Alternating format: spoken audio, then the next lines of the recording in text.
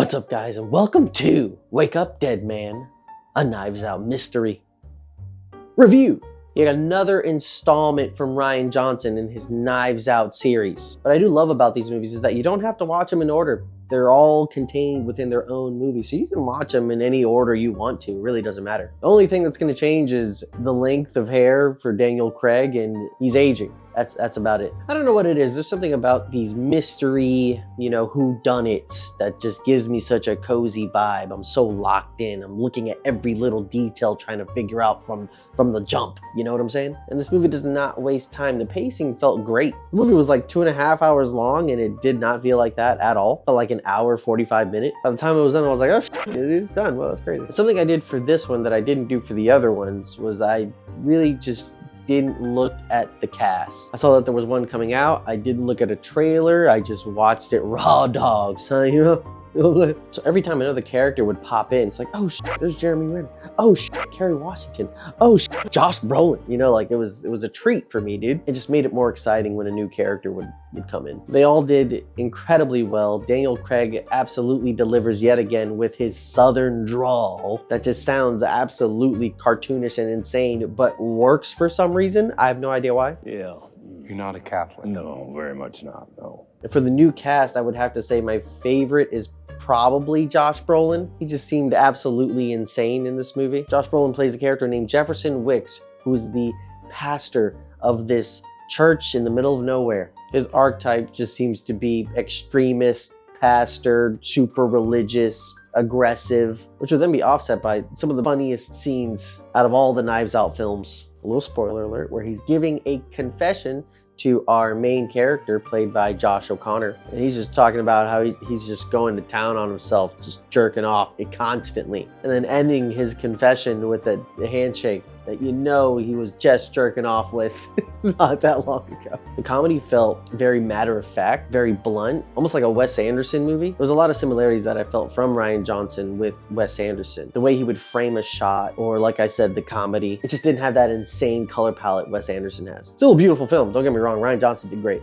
It was pretty weird because we didn't get Benoit Blanc for like the first 30 minutes of this movie. And you're like, wait, where is he, dude? Until he finally shows up when Pastor Judd is praying for some help. And he comes in as the answer to those prayers. I thought that was just an awesome scene. Not just from the subtext of it, but also the cinematography. Benoit walks in, it's bright, the light is here. And then he's asked about religion, and he gets really dark. In the lighting, it gets cloudy, it gets dark inside the church. And then Pastor Judd brings him back to the light. I just thought it was masterfully done. It looks so nice. Or did they resonate with something deep inside us that's profoundly true? That we can't express any other way except storytelling. Touché.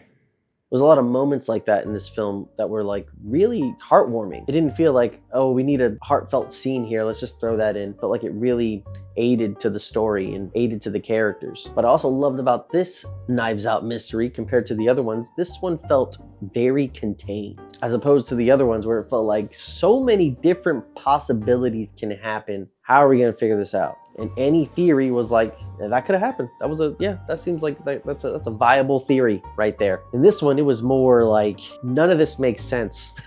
We think we have a theory. No, we don't. It's harder now. The impossible room. Anytime they got a little piece of evidence that seemed like it was pushing them in the right direction, it would just leave them with more questions and make the room seem even more impossible. And I really like that about this movie. Because like I said, I would come up with the theory in the other two and be like, that could have happened. And here I'm like, it's no, because of this.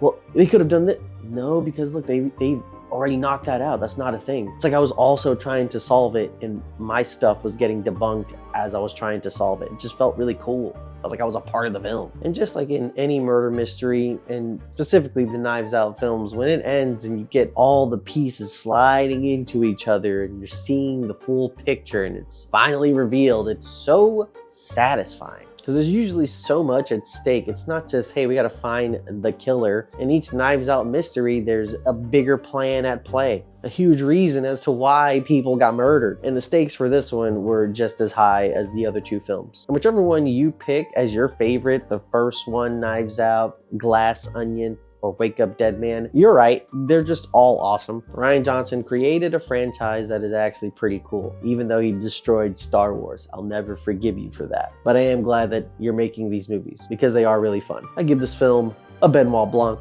out of 10. It is time for Benoit Blanc's final checkmate over the mysteries of fate. I give this film like an 8.7 out of 10. I really enjoyed it. And I think it might be my favorite out of the Knives Out series. I don't know, I keep going back and forth on this one and the first one. But with that, I bid you adieu. Please like, comment, and subscribe for more videos like this. What was your favorite Knives Out? What's your favorite mystery, whodunit movie ever? Comment down below. And I will see you in the next one. So take care now, and bye-bye then. Ta-ta.